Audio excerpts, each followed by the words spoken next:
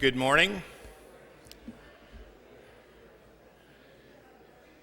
We want to welcome you again to Hesston Homecoming 2016 Home Sweet Hesston, and to our Go Everywhere seminars that we are doing with dual alumni, Hesston High School, Hesston College alumni, and to this keynote presentation of our speakers. We're very pleased to have John Paul Lederach from the 73 Hesston High School class and class of 75 at Hesston College with us today, and he will be bringing his keynote presentation, Compassion and Integrity in an Age of Fragmentation. And at this time, I'd like to invite our facilitator, Michelle Schrock-Hirschberger from the class of 81, who's on our Bible and ministry faculty member here at the college, to come and to give John Paul's introduction.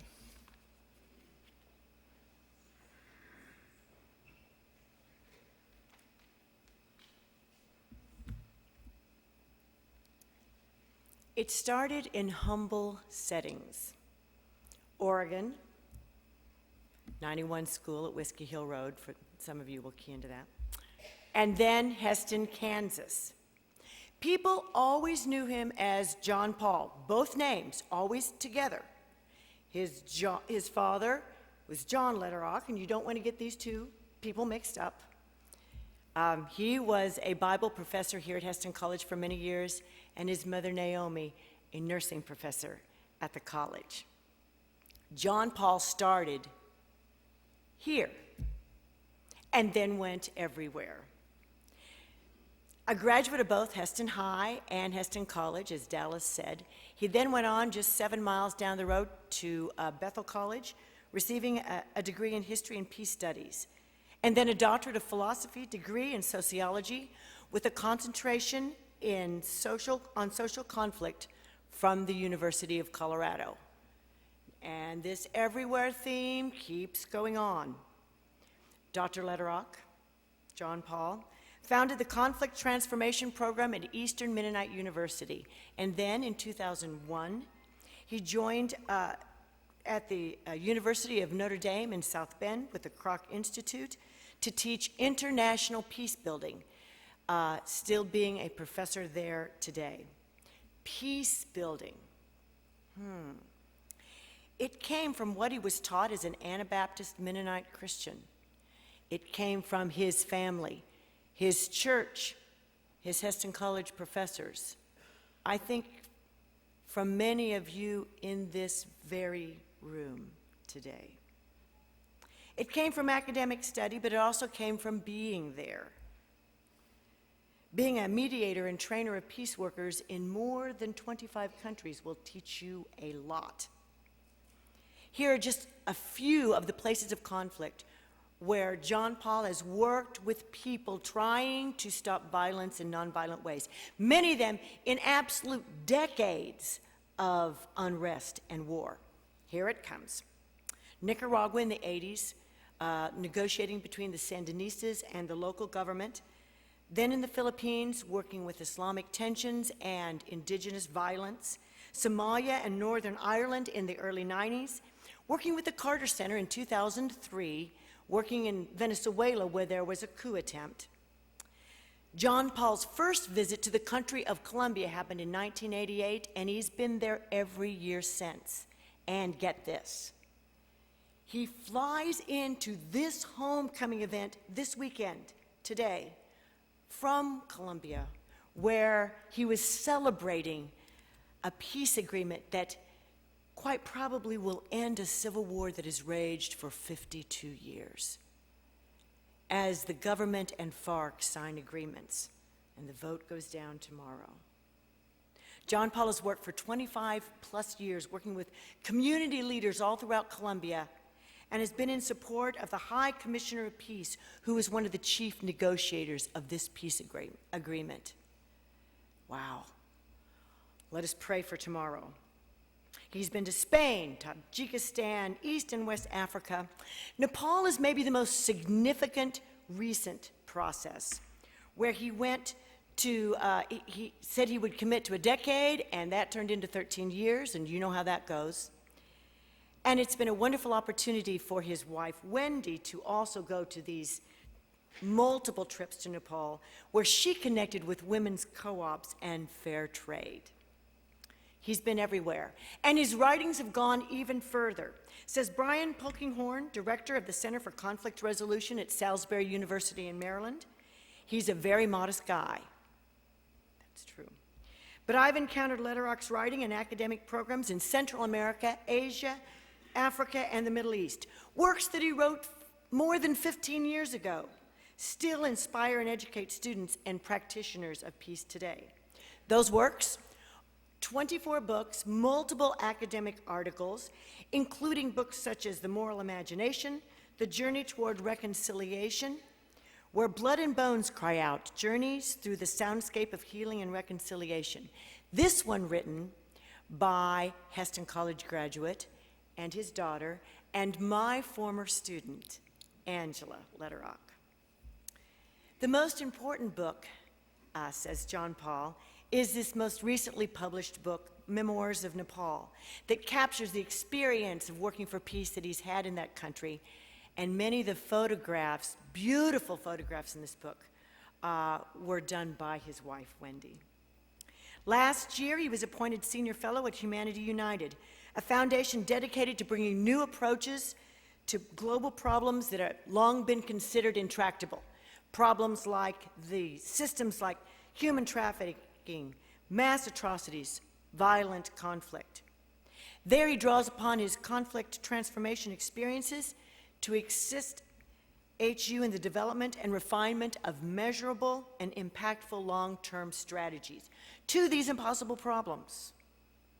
Dr. Lederach has worked closely with the Peace Accords Matrix, serving as its director for a number of years. Kroc Institute research serves as a unique source for comparable data on all of these peace agreements starting in 1989. And it was recently named in the Colombian Agreement, this one that I've been talking about, as a technical component to support the Commission for Verification. In all these ways and many more, John Paul Lederach is internationally recognized and yet humble. From the Christian Science Monitor, "This work is the only thing I've ever done," says John Paul. "I've worked with people who have taken extraordinary risks and have suffered considerably in situations of violence, but they've also kept the hope that they could defeat violence in non-violent ways. I say it may be idealistic, but peace is the most significant thing we can do, that we as a human community have to find a way to create." John Paul, starting here and going everywhere, you are doing the most significant thing. And today you're back to where you started. Your words can encourage us, no matter where we are, to go everywhere and for all of us to bring peace. Blessings.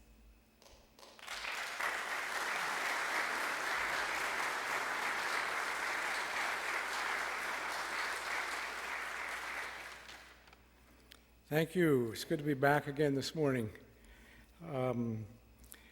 I have really enjoyed walking around this campus. I just want to say a word about how beautiful it really is, and had opportunity to sit with Jim Mason this morning in Cerritos for some breakfast. And I think I don't know if he's sitting back there or not, but it's a spectacular job that's being done here. There we go, Jim, yeah. I'm also going to tell some Jim Mason stories, so I'm glad he's here. You can talk to him later to see if it's corrected or not. He and I, his innovations around campus actually started in our dorm room many years ago. We experimented for 2 years. We were roommates for 2 years. We experimented for 2 years with an innovation that could save water on washing clothes. And the strategy that was developed was that if you brought your clothes in the room and put it on a pile, that each night you put whatever you wore that day on the top. By the end of 2 weeks, whatever was on the bottom was clean. And so we were already saving water and working toward clean environments back in those days. And I have to say, I want to weave into one of my topics here around compassion and integrity by telling a little story of that I recall very, very distinctly from an assignment that we used to get in our freshman and sophomore years here at Hesston College. This would have been 74 and 75. And it was called the sensitivity module. Now, I don't know if some of you professors would have remembered this. I actually think it may have been an invention that my father and who knows, Jim Menninger, Marion Bontrager, I don't know who all might have been involved in devising this, but essentially it was that at one point in the program of what was called the foundational studies, we were required to spend a couple of days trying to get into another person's world that was different than us. In other words, to build toward the capacities to have empathy and compassion to some degree.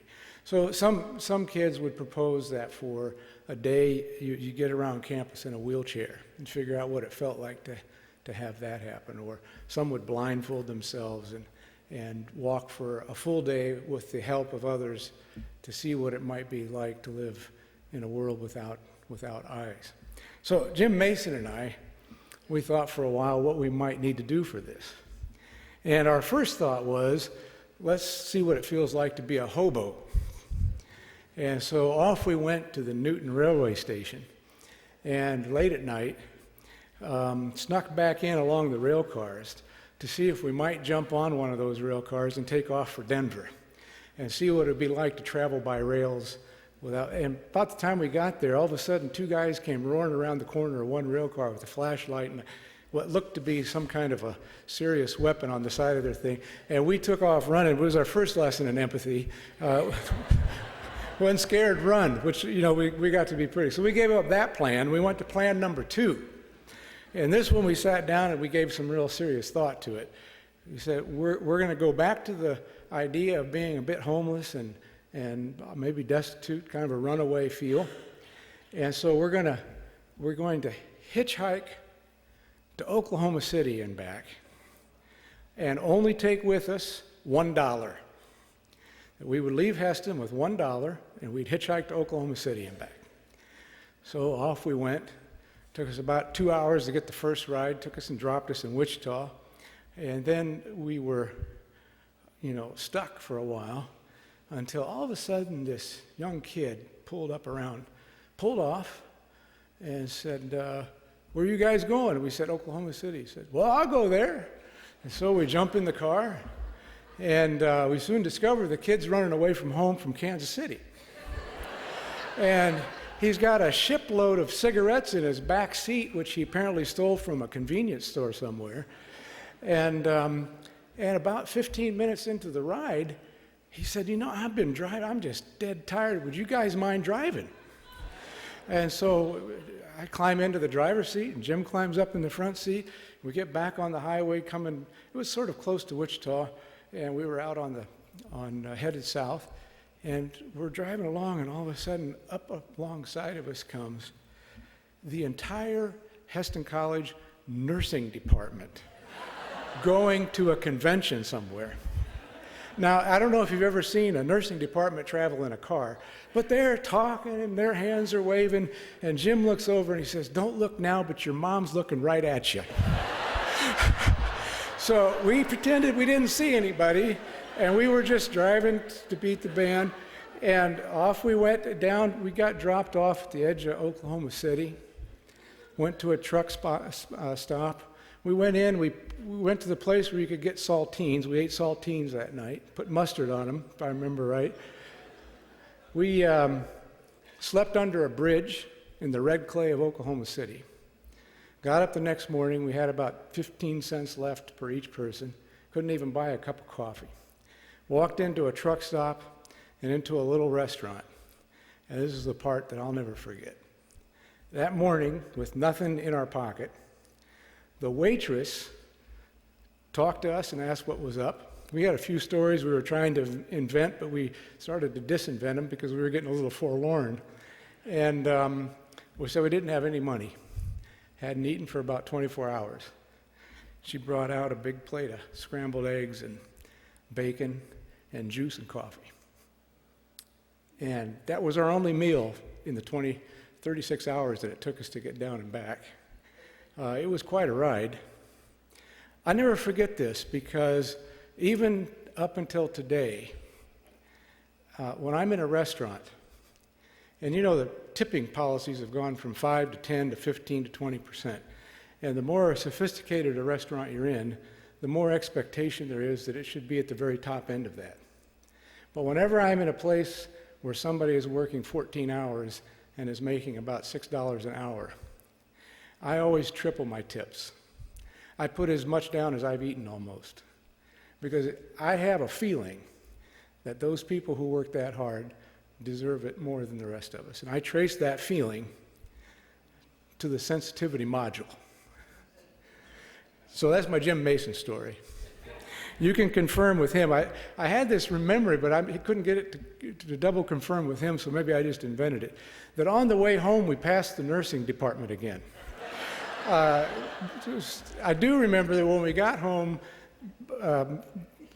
Bill's and my parents, they were starting to put out the all-call that we had kidnapped, disappeared kids that had somehow lost their way, but we were back.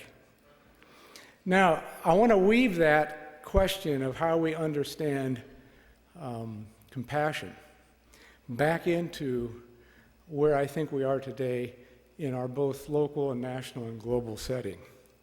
I think we're facing, interestingly enough, a kind of a paradox. And the paradox is that those of us that study the issues of war and peace know that there has been a pretty significant decline in the number of wars. In fact, there's kind of a pretty significant debate about whether this is a pattern that we can more fully, see happening in ways that are going to be significantly sustained. But at the same time, we seem to be far more fragmented in our societies. We don't have to go very far even in this last year. The vote in the UK, known as Brexit, where they decided to pull back and out of the UK, split almost right down 50-50. The vote was enough that it carried the removal coming out of the European Union, and there's some regrets, I think, being expressed about that, but it was a massive vote. We have places that I've been concerned about from my Humanity United work, like South Sudan. The newest declared country in our world has absolutely fallen to shreds. So they've separated from the north and formed a new nation, but now that nation has imploded. And the amount of displacement and violence is absolutely extraordinary.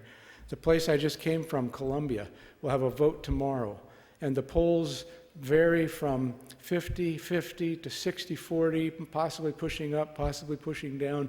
The country is split for a lot of different reasons over what they will bring to this peace accord that's being offered. I don't know if you've noticed in our Supreme Court here at home, once we fall to 4-4, all we end up with is ties. We haven't had a significant decision out of the Supreme Court for some time over the biggest issues. They say now that the docket will contain those that face racism and a whole series of issues in our country. But without that deciding vote, we absolutely have a direct split, which seems to represent the very nature of our country. It's an extraordinary thing. I think we live in an age of fragmentation. And far too often, I think fragmentation breeds dehumanization.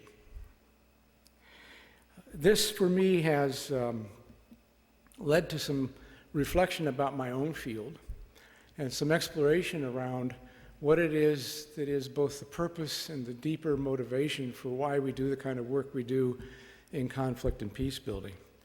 With a good friend and colleague, Scott Appleby, a few years back, we proposed and got a small grant to try to look at the body of literature, books mostly, that have been written in 3 topic areas.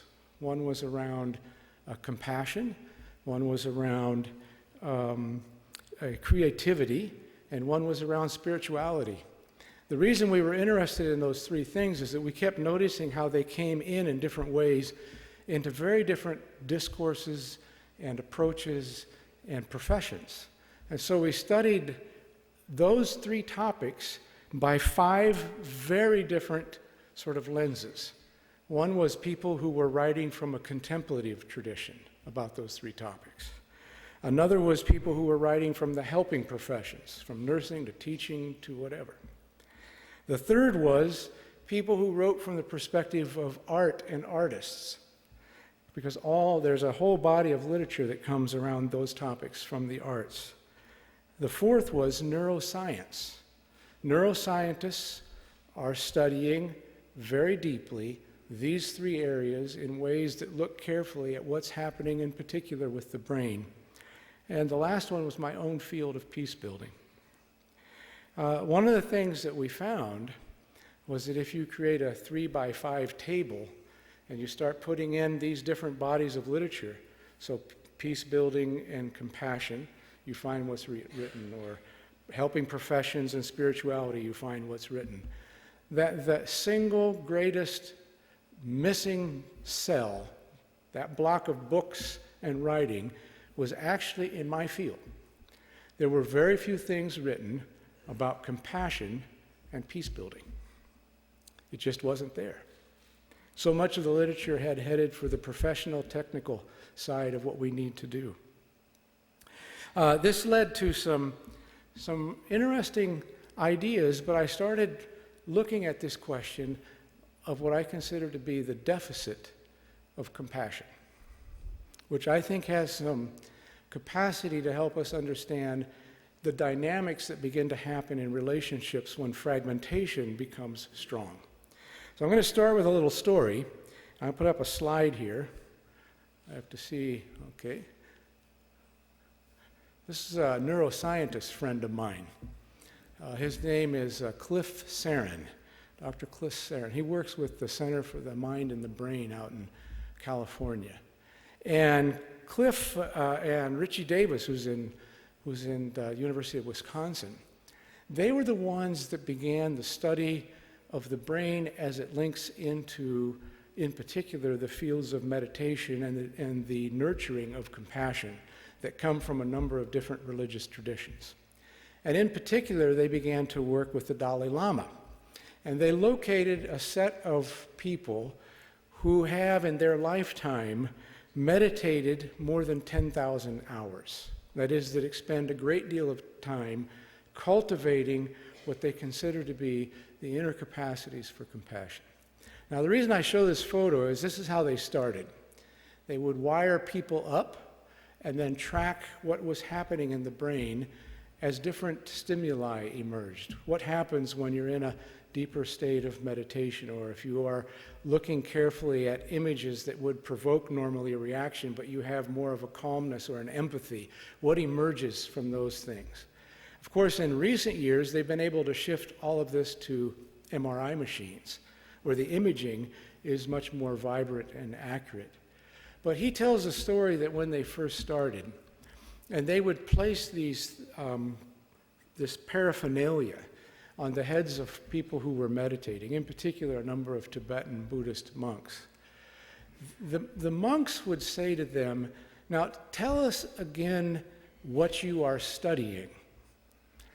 And they would say, "Well, we're trying to understand through your meditation what it is that happens with you when you mobilize a sense of compassion and understanding." And they said, "Well, Dr. Cliff, you're putting the modules on the wrong part of the body. It's not up here. It's here."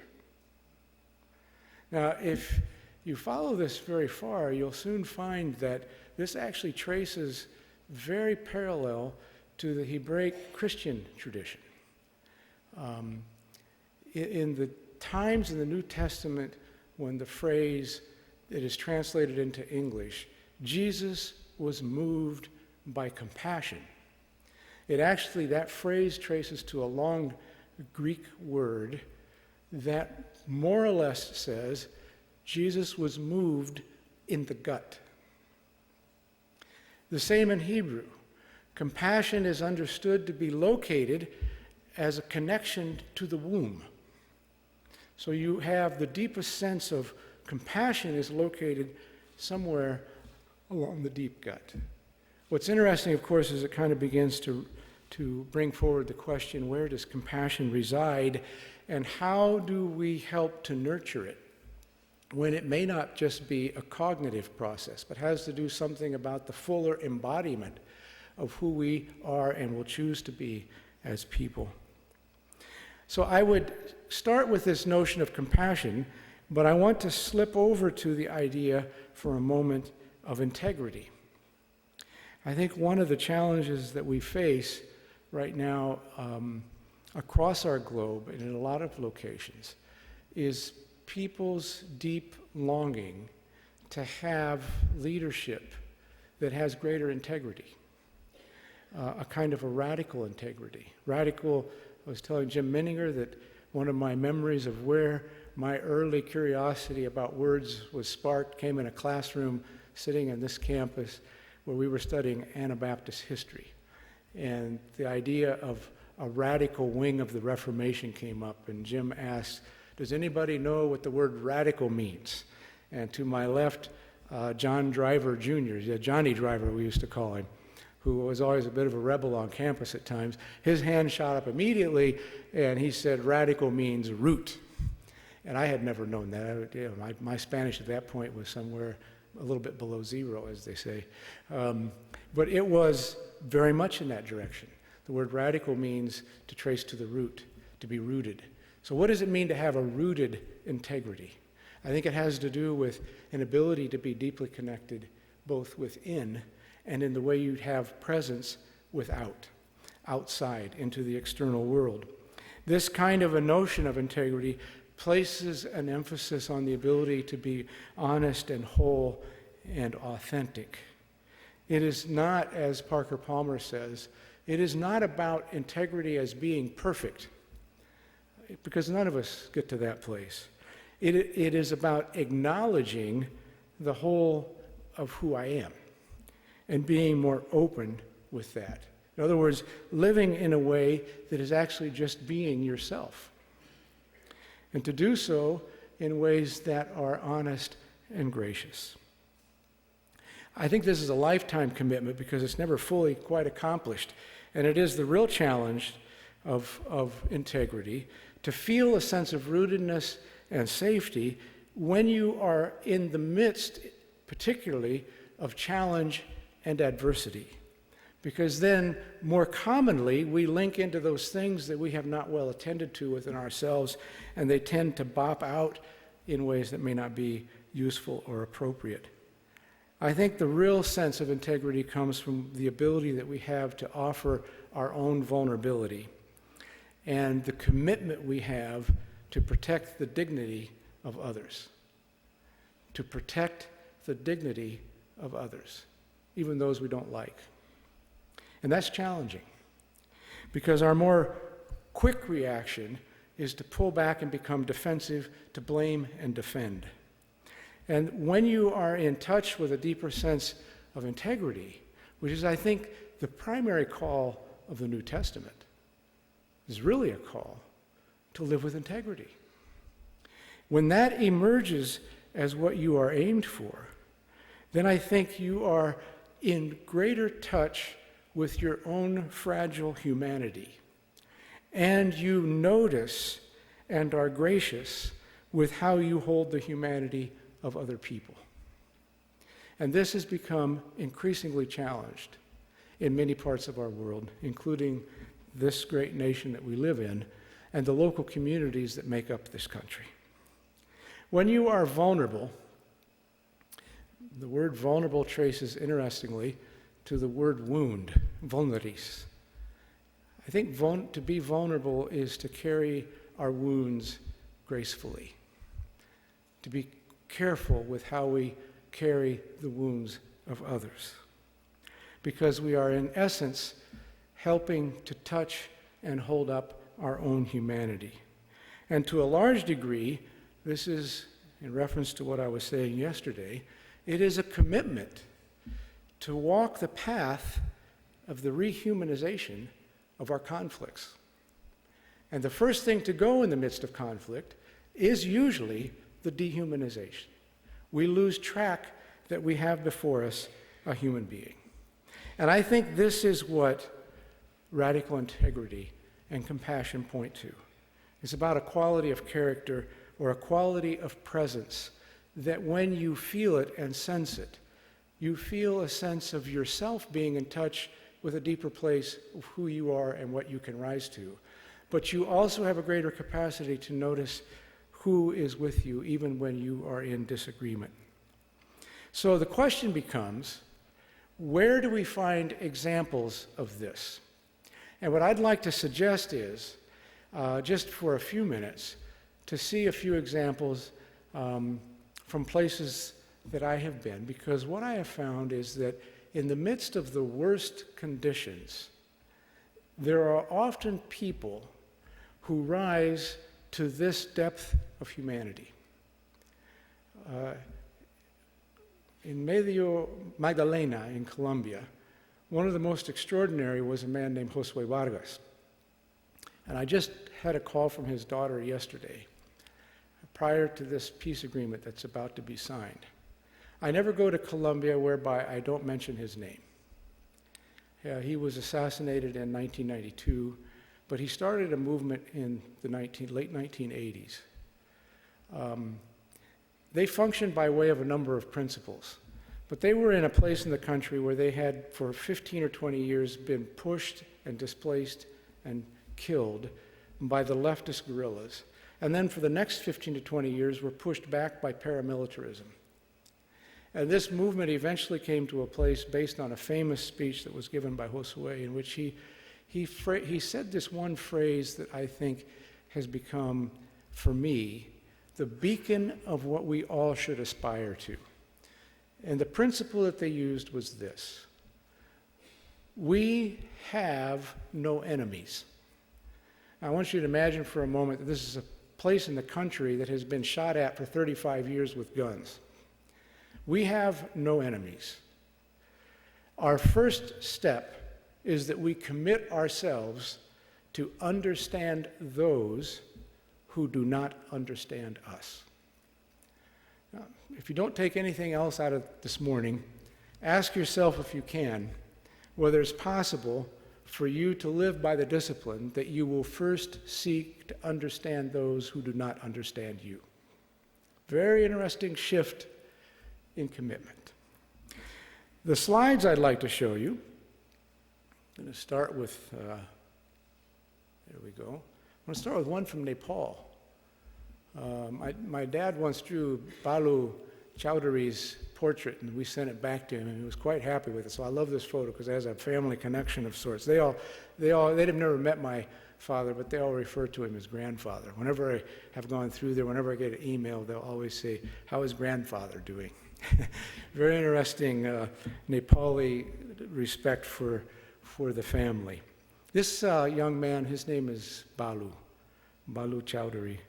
The first time I realized that I was with a person who was young but of enormous quality was in a meeting outside of Kathmandu at a very hot location. We'd come back from lunch and we'd had a little period of time where you have to have kind of something to get the blood flowing again before everybody falls asleep in the afternoon session. And Balu volunteered to sing. And so he stood up, this young guy, and he started singing. I didn't understand a single word he was singing, so it was only by way of emotions and sound. He had a lilting voice of the Hindi variety of music that came from his native Taru language. And when he sang, the song sort of lifted into this beautiful melody. But then at a certain moment in the song, he got really emotional. I mean, so emotional that he choked. And it started choking deeply, like his whole lungs he was going to break down and completely cry. And if ever you're in a room where somebody is moving along and then all of a sudden that level of emotion comes, the whole room got dead silent. And everybody looked over at Balu to see what was happening. Then all of a sudden he found his way and up went the melody, and then he started choking again, and then up and down until the song ended. Later in the afternoon at tea time, we gathered around Balu. I had a couple of people that helped me translate back from Taru, and we said, I want to know the story behind that song. What was that song about? And he said, it's the song my community wrote the day that we were released from slavery. He had, at the age 16, been the fourth generation of slavery. And when they were released, the night they went out, it was raining. And he said, the melody sings of the sense of liberation that we experienced. For there was nothing greater than hope that we had that someday slavery would end. And he said, when it dipped down and we cry, it was what it felt like that night, to leave with nothing on your back, no place to go, standing in the mud and wondering what will happen next. Balu became an extraordinary member of our little group. We were attempting to figure out how local communities could respond without violence to land and forest and water use issues that had become had literally ravaged many parts of rural Nepal. One day, Balu came back. This was about a 7-year process that we engaged in. I think it's one of the most innovative things that I've ever been a part of, was to help invent with people how they would evolve their own mechanisms for responding to these conflicts. And about a third of the way into the second year, people were actually involved in teams in trying to work through the first major, and these were very major community conflicts, large-scale numbers of people that would come. And Balu came back to our meeting and he said, some of these things, they're just not working. He said, and I don't know what to do. He said, when I'm out there in my community, the Muktakamaya, the ex-bonded laborers and slaves, they say, Balu, you're one of us. When you go into this, you have to defend our rights and make sure we get what we need. But when I'm over with the forest user group, the group that's protecting the forest, they say, Balu, you're one of us. You have to protect us against them. And he said, I don't know who I am. Am I a Muktakamaya with my own community against them? Am I a member of Fecal Fund protecting the forest against my own community? He said, or am I neutral and have no idea and therefore I'm nothing? Who am I? We started calling this Balu's dilemma. And I want to suggest to you that all of you live this dilemma. And depending upon how you choose to live into that dilemma will have a lot to do with the question of what quality of compassion and integrity you bring to the relationships that are fragmented and divided, because that's exactly where we sit. What we soon discovered, of course, is that no amount of technique was going to be helpful beyond the capacity of people to evolve a sense of a new way of leading, a new form of leadership, a leadership that says, I am from this community and I am capable of being a bridge with other communities, and I can think about what is the good of the wider collective. In other words, to evolve a collective imagination.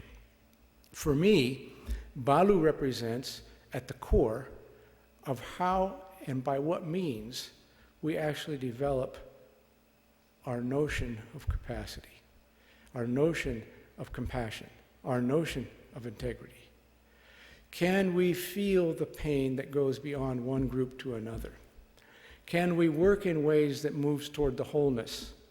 Can we be a presence of somebody who emulates care and love in spite of the divisions and anger and push that is coming on us to choose sides and force us in one direction or another? Go to a second. This one is a little far off. I hope you can see it. Some of you will recognize a few people in here, possibly. This is from about 3 days ago in Carmen de Bolivar in the Caribbean coast of Colombia. On one side, you see Ricardo Esquivia, Mennonite Anabaptist leader from the Afro-Colombian community who started Justa Paz many years ago and has moved back about 15 years ago to the Caribbean coast, is working with campesino movements across the coast on, again, issues of land, access, and respect and dignity. He's a human rights lawyer and a peace builder, maybe one of the most extraordinary people I've ever had a chance to work with and have friendship with. Right in the middle is Juana. She's from Mapuhan, a city that was completely devastated in one of the largest massacres 15 years ago in the Caribbean coast.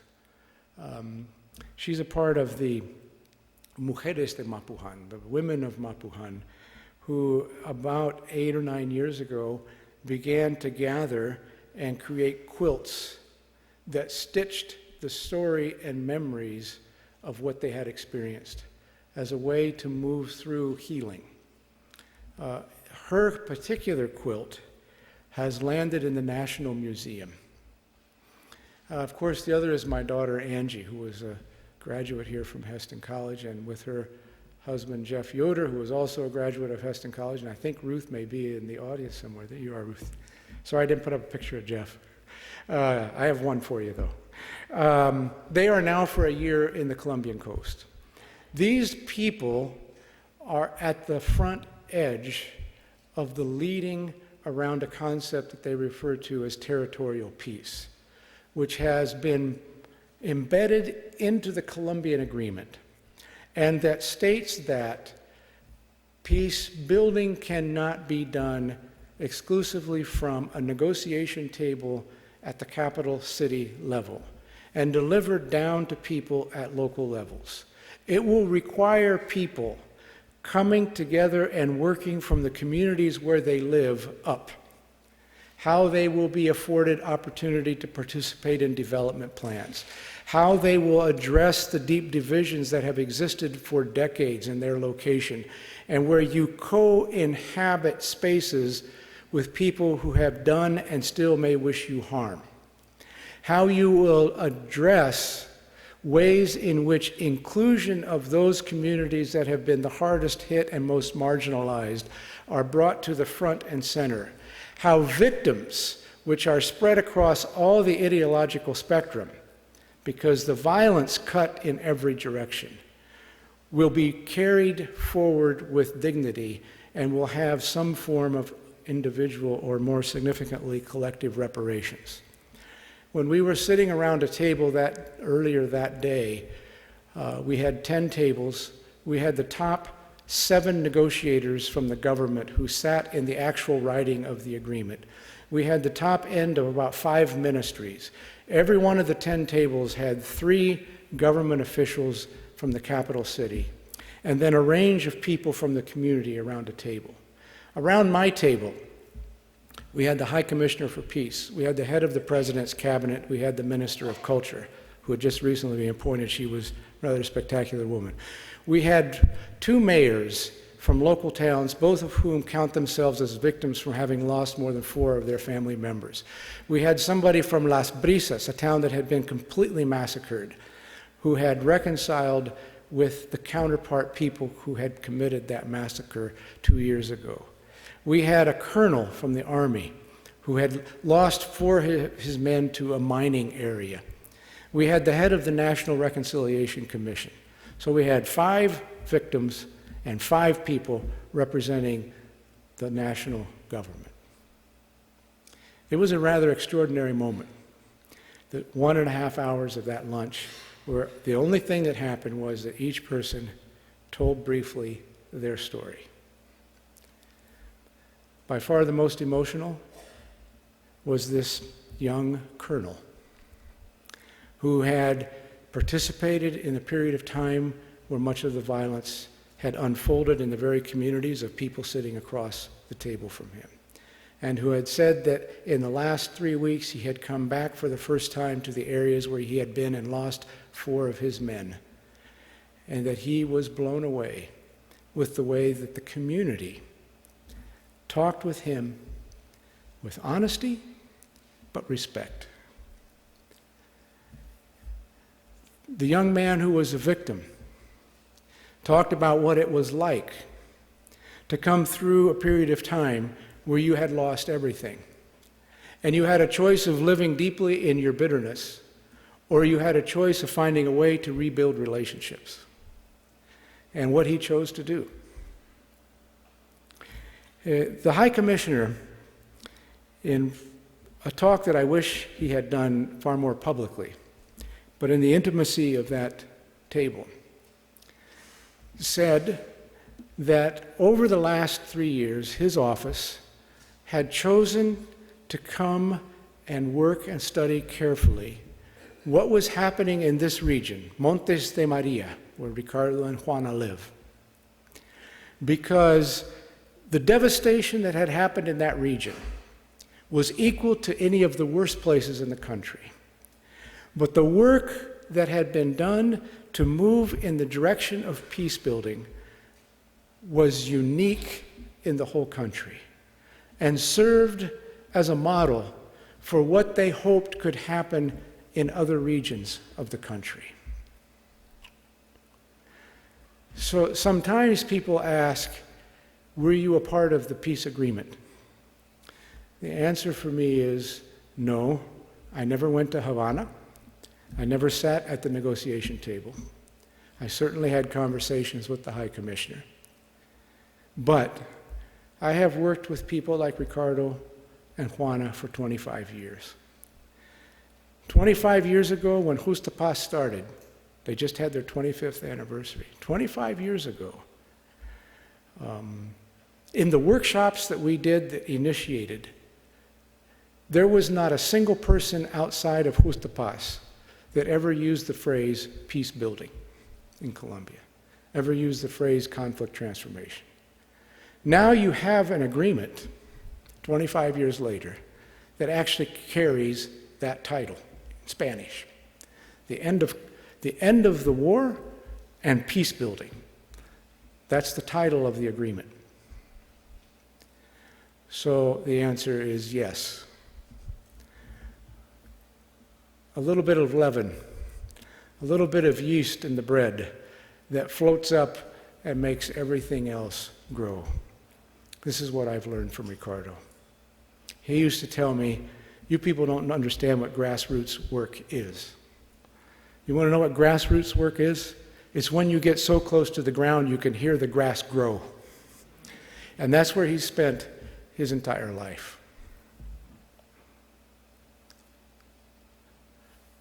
I'm going to go to one last one. This is our family. There's a picture of Jeff for you, Ruth. Wendy and Angie and Josh and Jeff. So I want to say that one of the places over the last 8 years that I've most found the question of compassion and integrity has been with my wife, Wendy, who 8 years ago was diagnosed with Parkinson's. And any of you that have experienced it in the family know that it takes many forms and shapes and measures. But that little by little, it's somewhat like a thief in the night. It comes in the most inopportune times, and things that you have grown accustomed to simply begin to disappear. Life becomes more complicated in facing the decisions and daily tasks that you're accustomed to. And we have been in a long, slow process of finding our way to respond to this. And I find in her an enormous amount of compassion, integrity, and courage. A little story of us having gotten a little tiny dog just recently that our daughter and Jeff added another dog to. So now we have 2 boys at home, which is quite a handful. And a few weeks ago, Wendy was out in the dog park and something rather extraordinary happened that kind of traces back to another origin and source. I'd like to tell the fuller story. Our former pastor, Marilyn Miller, who I think is in here somewhere. Where's Marilyn Morris? There she is. We met with them this summer, and Marilyn looked over at Wendy and said, you know, I think your calling is inspiring others. Your new calling is inspiring others. She said, I've been inspired. So I've been inspired because when you get on a bike and it's not a good day and you're out here doing your exercise, and I'm at home, I'm in decent shape, and I don't have the nerves to do it, it inspires me, and I think your new calling is inspiration.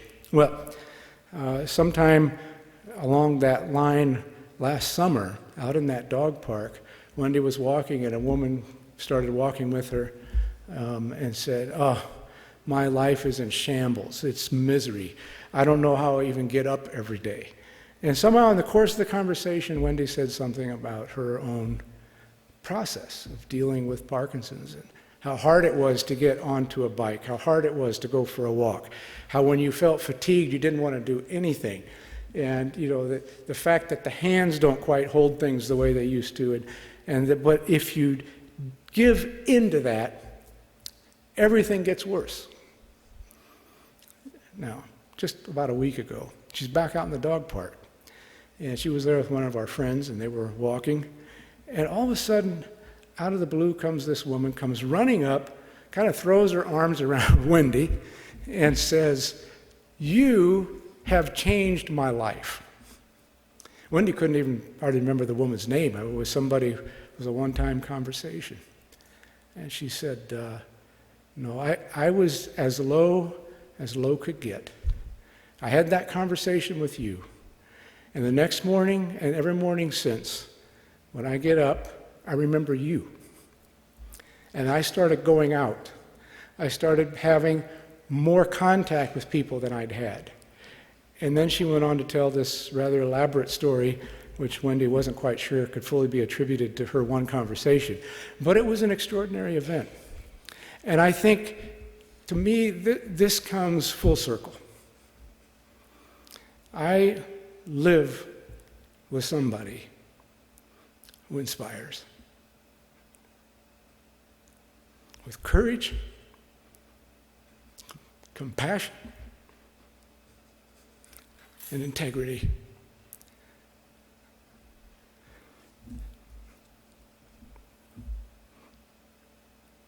None of what I have done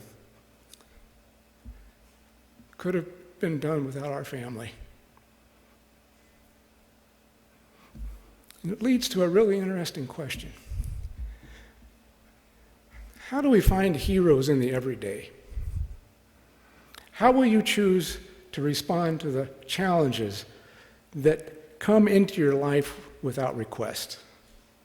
How will you respond to the times and places when you experience adversity and when you experience somebody who you may not agree with, who may in fact pose the opposite end of what you want? How are you going to choose to live into compassion and integrity? And I think that ought to be at the core of all our curricula. We ought to find ways to make this the core of how we choose to be as a people and as an educational institution. I know that I found that inspiration here early on. It took me a long ways. I know I find it in the ways that the family has come around and with me. And I think that if I was to say the core things that this really leads to, it really leads to living a life where you rehumanize even those who you fear or don't like. That you rehumanize yourself. You permit yourself to be a human being. So I'll leave these as my final few words. I think rehumanization and this capacity to mobilize compassion and integrity is really about the ability to reach in and be honest with yourself and learn to love yourself. Gosh, you're the gift that God made. How would you not? But we struggle so much in our life to kind of get away from who we are sometimes, or to not actually embrace it. So to reach in, to reach out, to notice that of God in others, to notice that we're all human beings, to offer realness. I hear a lot of people say, "I'm so tired of listening to this political world because it's not real." How do we get a sense of realness? People are just wanting people to be people. I think when you do that, you open avenues that have been closed, and you make a difference in people's lives. I think being real comes along with accepting others. It's probably not for nothing that the phrase "do not judge" showed up in the New Testament, but we haven't quite learned how to practice that very well yet. We seem more bent on making sure that someone else is judged correctly than we are on actually expressing love for the gift of this person in our world. That is at the very core of where violence starts. I think we need to learn to be a little less grumpy. And right now, to be very honest, I think we're theologically grumpy. I have never heard so much grumpiness in my life. The ways that we use the Bible to beat up other people and to beat up ourselves is a sign of great grumpiness. And I've just had enough of it. I think we ought to move to a different way of being with each other. I think we ought to move to a way that just very simply says, you know what, we accept and love you, and you're different, but by golly, God put you here, and we're going to find a way to live together. Because where are you going to go that everybody's just like you? God didn't plan it that way. So wherever you go, you're going to have the same mess. So why not just face up and say, okay, let's live together and not agree? Is that possible? Is it possible to love and be different? Well, that's the God-given challenge, isn't it? Otherwise, he'd have invented a bunch of robots. And she'd have said, here it is, people, a whole bunch of robots, and you all don't have to think much. And you're going to be very efficient, but you know what? At least you won't fight. That's not what happened. Not what happened. In the likeness, we were all created. In great diversity, we were all created. I think it takes a capacity to notice when and why you get defensive. It's my little hook. When I get defensive, I now know when it happens, and I can trace why it happens. And 99% of why it happens is because I feel challenged or insecure. And then I tend to react. So think about it. To notice when you get defensive is a great insight into when you might open toward vulnerability rather than protection. I think it requires us to remember what brings us joy. This is the other side of grumpiness. When you're really grumpy, it's hard to be joyful. Now, I don't know anywhere in the New Testament that says, be ye grumpy. But it does say a lot about finding joy, about finding ways to really unleash the sense of the human spirit and who we are. And I think that this requires, to go back to my opening story, around which I am actually very thankful. I think it takes a commitment to go on an adventure. To go on an adventure where you have enough sense to learn from runaways and waitresses. That's probably closer to the kingdom than most of what we do on Sunday mornings. Thank you very much to all of you, and thank you very much to Hesston College for this opportunity. Blessings.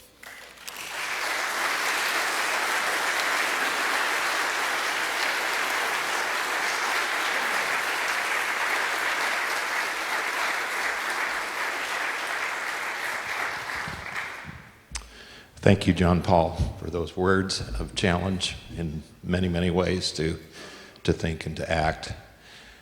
Michelle and I will bring the mic around. We have some time. Invite your questions for John Paul. We'll provide some time to do that now.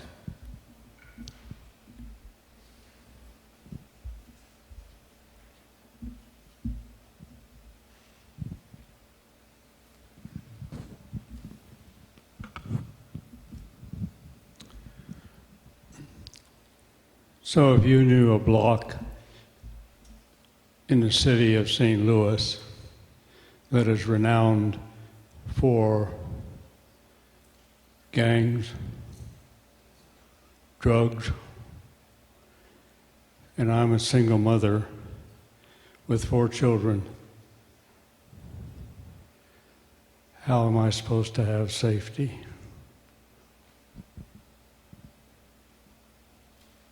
Dallas, we got to go one by one, or do you want to take several? Okay.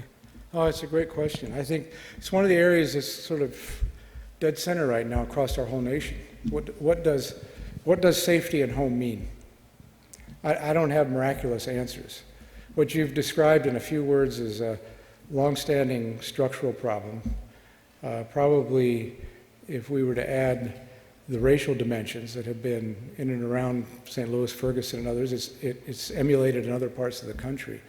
So we're dealing with things that have a long patterned history to them. But I think that we know some things that are pretty clear. The modalities by which we have approached much of this, for example, increased weapons does not equal increased safety.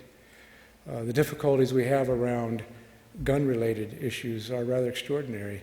I think there is some big and very fascinating work that's been done with people who are in settings that have to face gang-related activity, which has been pretty prominent.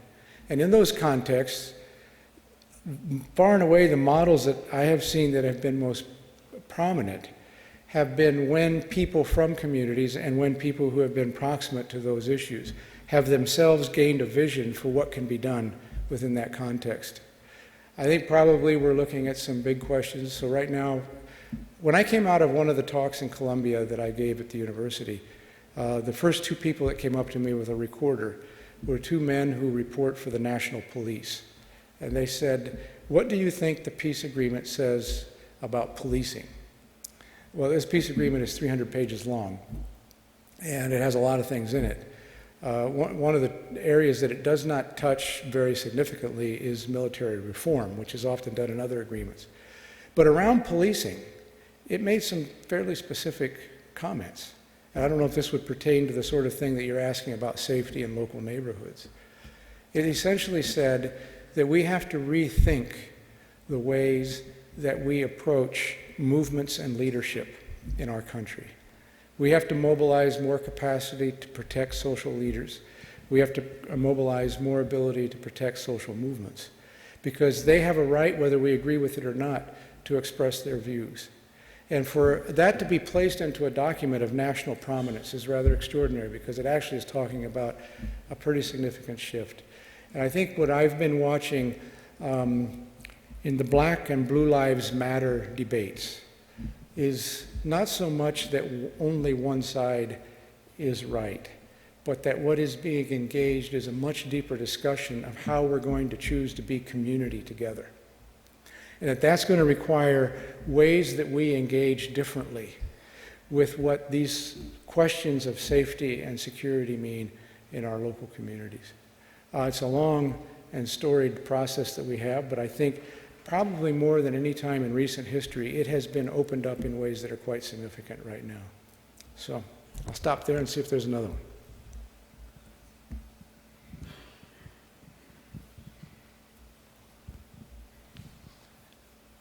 My question is, who in the human family has compassion and integrity? Do most or all people have that resonant within them, or does something need to happen to people existentially, spiritually, before they can find or express compassion and integrity? And do you have any comment on how Jesus seemed to think about that? Yeah. Well, it's a great question. I think it's very much a part of us.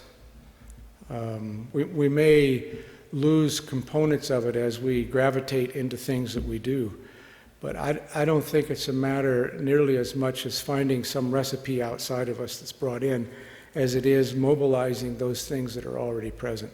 In fact, my daughter, who's an anthropologist now, is informing me on the various weaknesses of my own understandings in the world. And sort of reminds me of an old story from Mark Twain, who said, at age 16, I couldn't believe how stupid my father was. And by 22, I couldn't believe how much he'd learned. But she is really in a department that's been doing a lot of leading work that suggests that in the early human communities, compassion for each other was a trait for survival. In other words, that compassion is more at the core of how we survive than somehow peeling back and protecting one against another or separating ourselves. I think when it comes across to Jesus, my own view, of course, is that this sits at the absolute core of his ministry.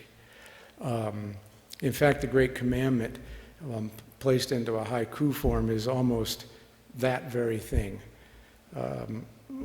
Love your neighbor as yourself, right? Those elements that were at the core. Now, he went a step further, consistently breaking back into the God-given vision of this world, which is that this does not just have to do with those that we like, that are neighbors. It has to do with those we fear. It has to do with mobilizing love for the enemy. That's actually the distinguishing mark. And I think that form of compassion, it requires nurturing. So it's a both-and answer to your question. I think it's there, but I also think that it requires ways that we nurture and engage. And it can be done from very, very early on in ways that are significant. And I wish it was brought more to the fore of how leadership imagines itself at the higher and more visible levels. Because we know when we're inspired by someone who brings that forward. A Nelson Mandela coming out of prison with a vision of a horizon of reconciliation, having spent most of his life where he had every right in the world to be bitter and angry and seek retribution. That movement that he made avoided enormous bloodshed.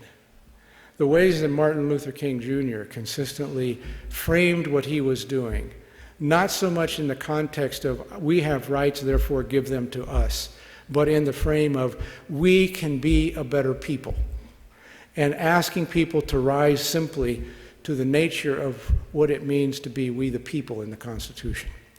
These are things that I think require nurturing, but they require a vision of who we're going to choose to be at any given moment.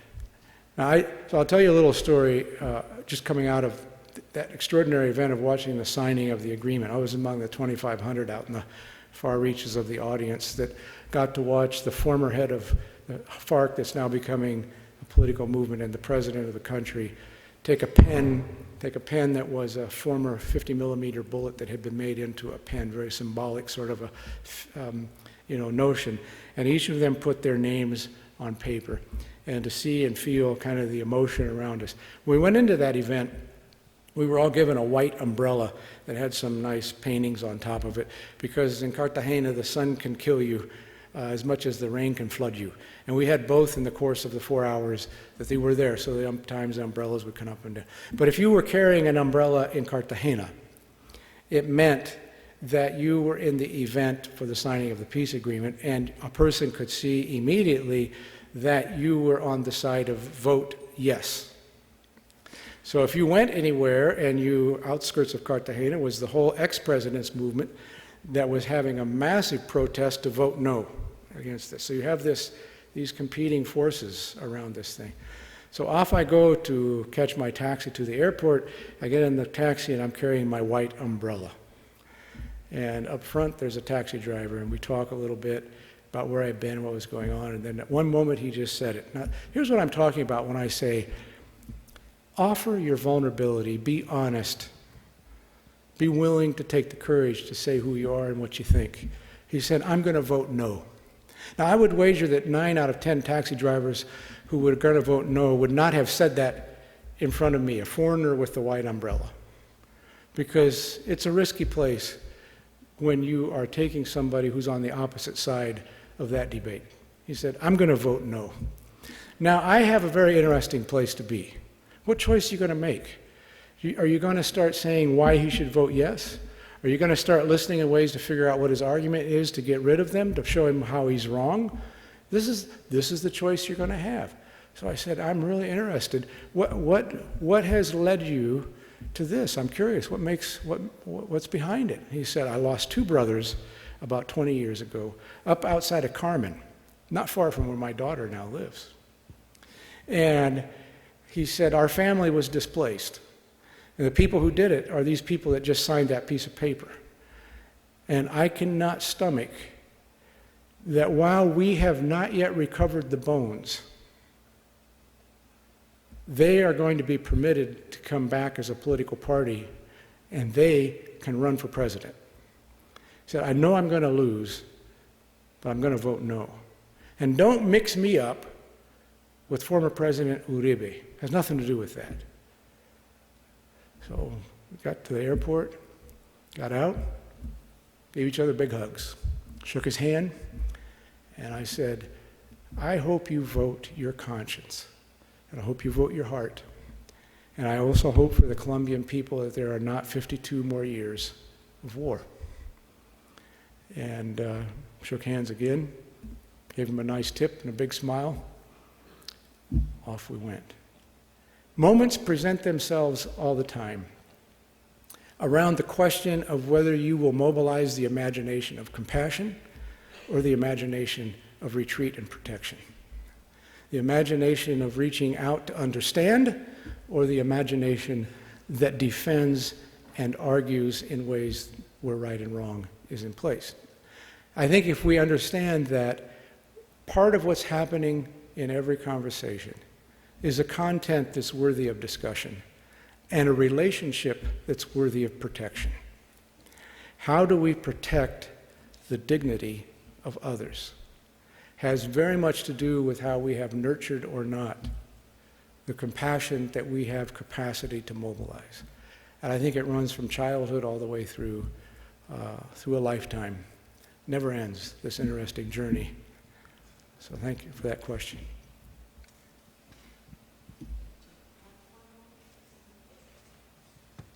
One more.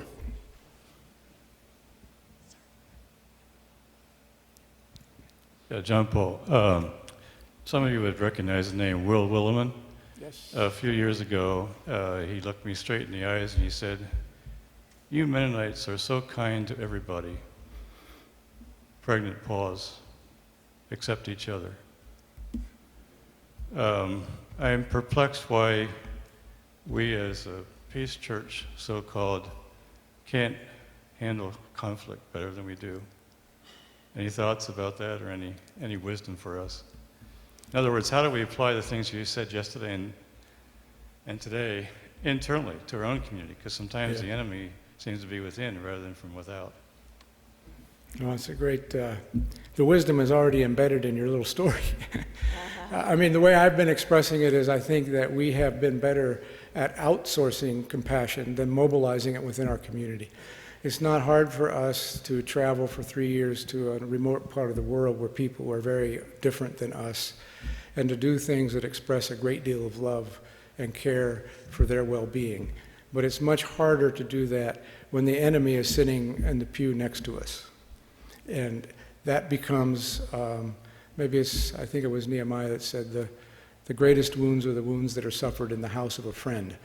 And sometimes those elements are that we have, by my view, oriented ourselves to, in the direction that when difference emerges, it requires separation, which follows the basic sociology of the polarizing effects of conflict. And so as that polarizes, we try to seek other places that are better or more right. But by virtue of that, we have never learned to stay with and in a loving way the presence of embodied difference. Yet that seems to be at the core of the very calling of the church.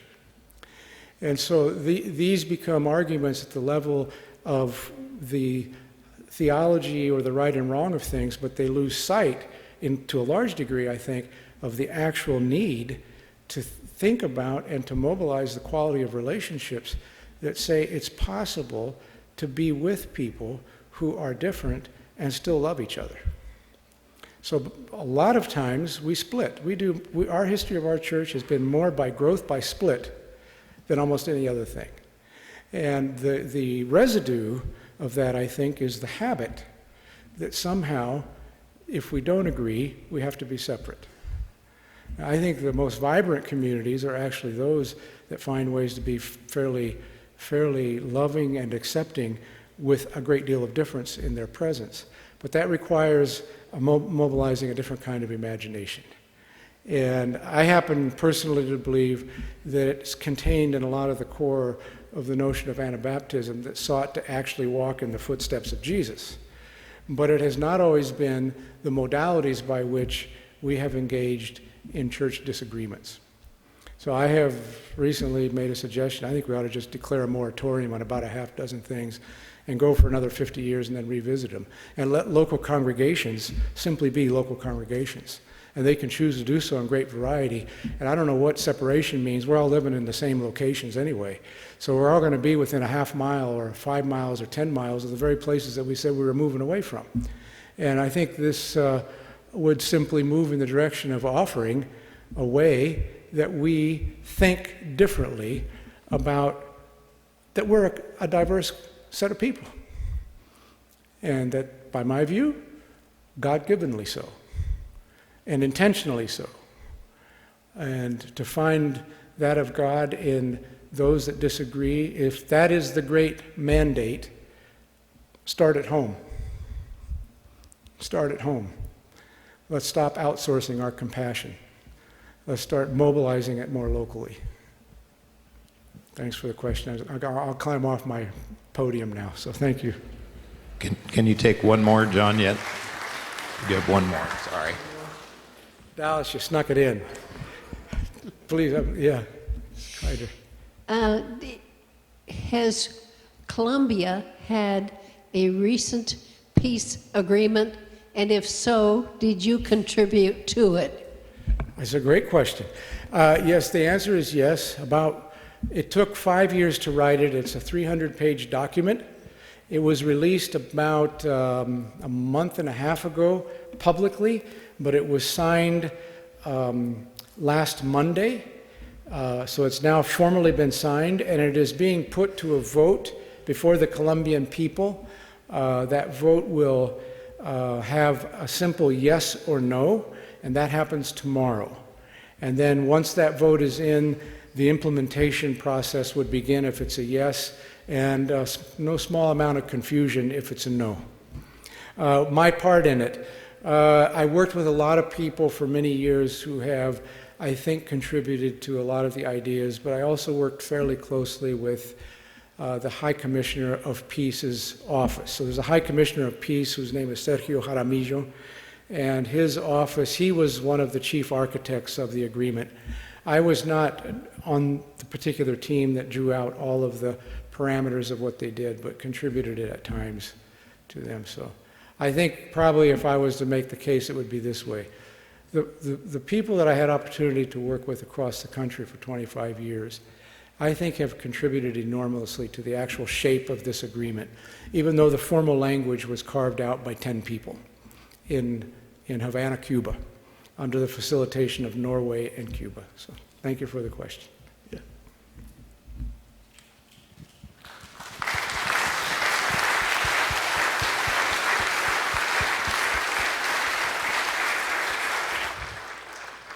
Several months ago, when I emailed John Paul and asked him if he would be willing to and able to be at this event with us, he said he knew he was coming back from Colombia the middle of that week, but he would try and make this happen, and we really appreciate your making that happen, John Paul.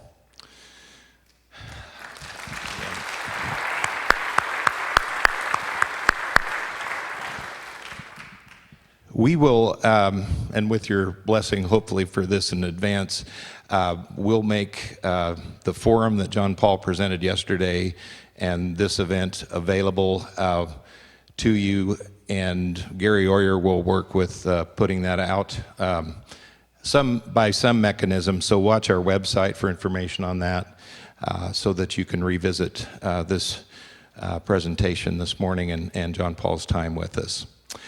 We do have one other presentation short here to end our time. We're really excited that we have a special group of alumni back with us from the class of '91. And Gil Oliva is on our staff here at Hesston College and is a part of that class too. Gil, will you come? And Gil's going to introduce our visitors here.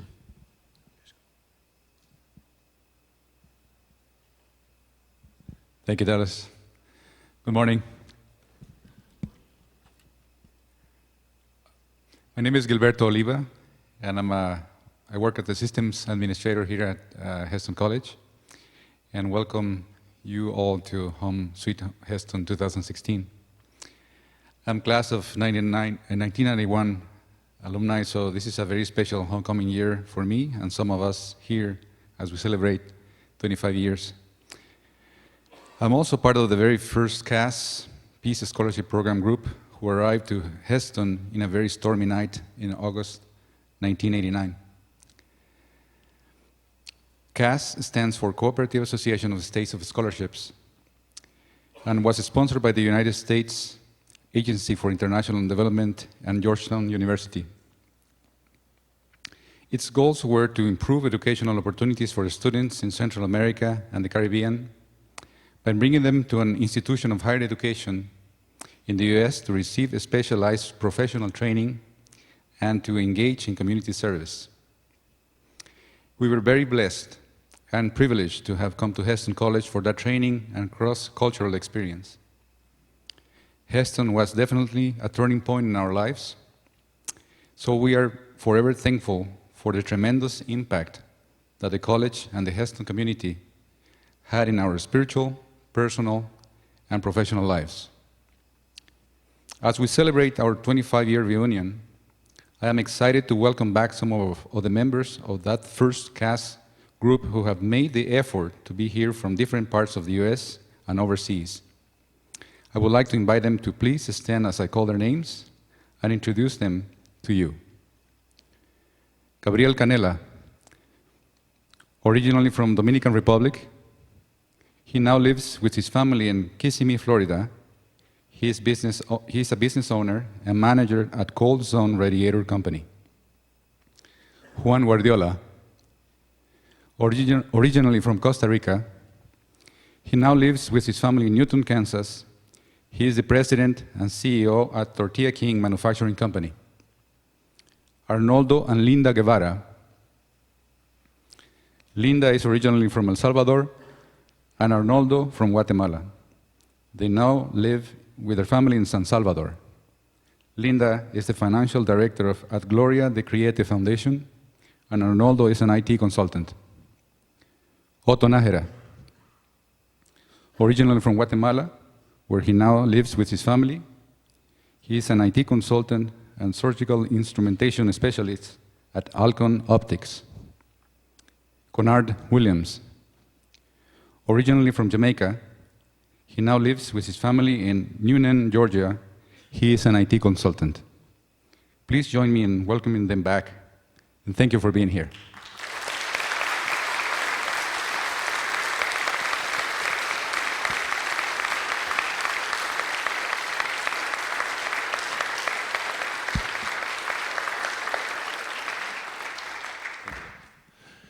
Thank you, Gil, and I know we're looking forward to the 91 group meeting this afternoon and gathering as their class. So thank you for coming. You're dismissed at this point, and the partner luncheon will begin at 11:45 in Bontrager Student Center.